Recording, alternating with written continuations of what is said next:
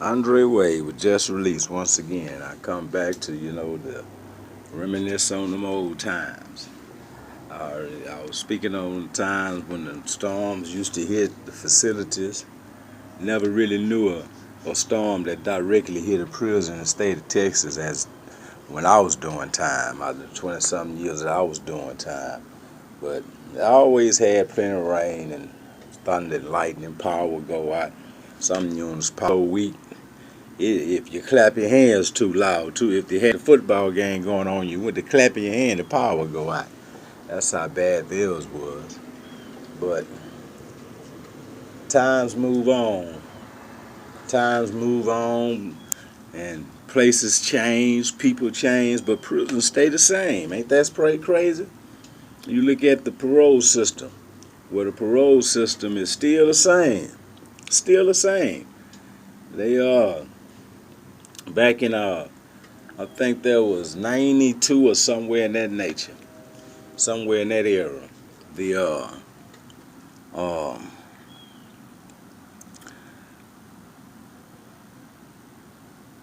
Austin was over parole for a long time before I think 1992 they allowed Huntsville to take over parole. And when Huntsville took over parole, they messed the whole parole system. Before that, people was going home like doing a month a year. If you had 20 years, you only did 20 months with good behavior. You got out. So when set outs wasn't really,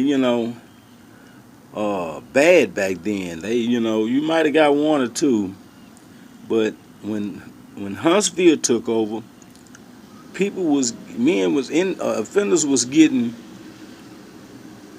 15 set outs, when Huntsville, they wasn't letting nobody out, and they was making you do it. So I think Austin took back over it. Austin took back over the parole system. So I think right now Austin has it, and the percentages of parole is better now than it was when Huntsville had it. Man, Huntsville was out of control. I seen a response on one of the videos that said Huntsville Prison City. Huntsville Prison City. Well, all the prisons, was back in the day, they had mostly all the prison. They had only one woman prison, which was Goree. That was where all the women was. That was just one woman prison. And today you got so many. It's crazy how they start building all them women prisons, locking all them women and them girls up. That was crazy. And you tell me, why would you want to place yourself right now? I'm talking about people that's in society. I'm talking to the people that's watching my shows, but yet they do what they do, because people are going to do what they do regardless of whatever program you look at, whatever program they have on TV. A person is going to do what they want to do. Your person can watch my show, and when they get through, go out and kill somebody, rob something, or do something. But prison, they call Huntsville Prison City. It's so many penitentiaries in that area, and then they doing this to every city in the state of Texas. They building these prisons. They building these little old facilities where they can how the people is how they have a plan. See, they have a plan, and they plan is to house all criminals throughout the state of Texas. So we have to have a plan. We have to plan. We have to have a plan when we lay down. We have to have a plan when we wake up. And this plan that we have, it can't have nothing to do with prison. It can't have nothing to do with prison.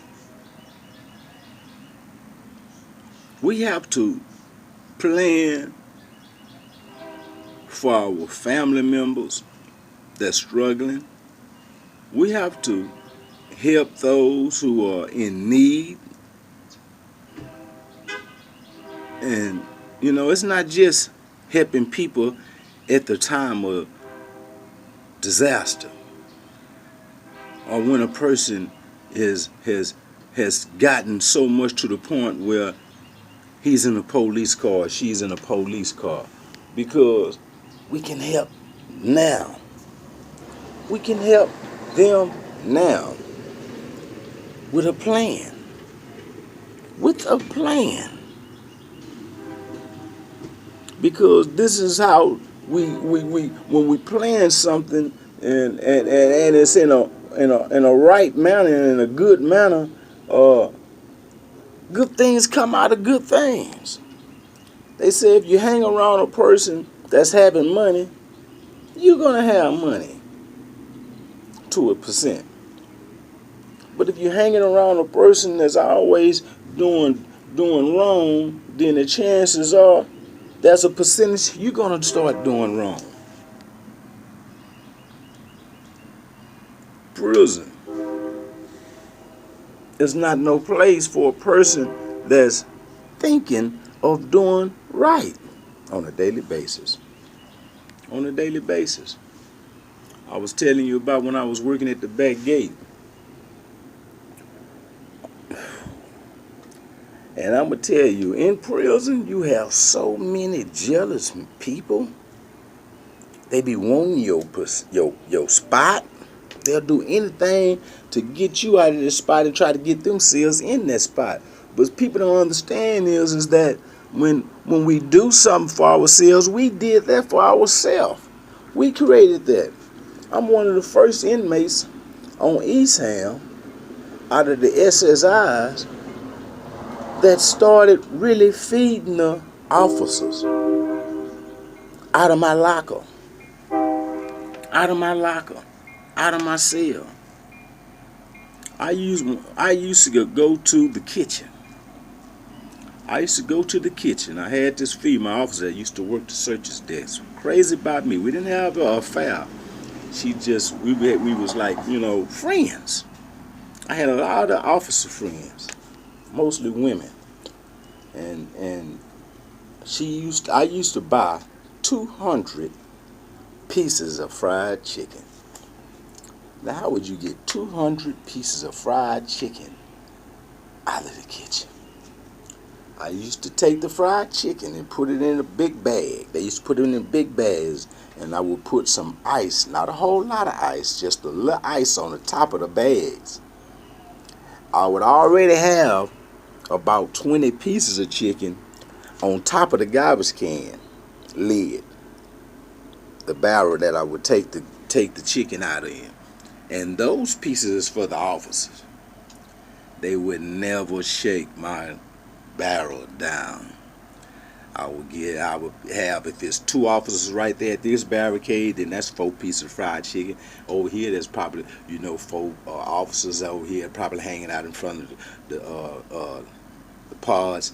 I would feed all the officers, and when I get to my pod, where I lived at, the tank that I live on, I would have a bunch of chicken for them. They be waiting on me. Boy, wait, what all that chicken you see? Boy, I smell that chicken. I smell that fried chicken. Where that fried chicken at? These are officers. And them women be hungry. Boy, I know you brought me something to eat. I know you brought it. I get in there, and they would open that door, and I would take my barrel inside and go unload them 200 pieces of chicken. When I get off from work, I would give the chicken to a partner in 8 dorms. And I lived on 7 dorm, which is up top. And you had access to this dorm right here because it's just bars. Wasn't no walls, bars, so you can see the inmates that lived over here. And you can see the ones that lived across. And I already fed the officers, so they not finna mess with nobody that's selling chicken for me.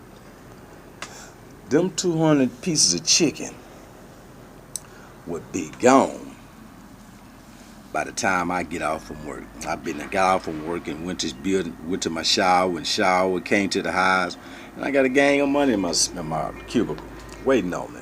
He got his, I got mine. And there still be people looking for some fried chicken. That's how much that fried chicken was a beast up in there. People love fried chicken. This is Andre Wade with Just Release. I'll get back with you.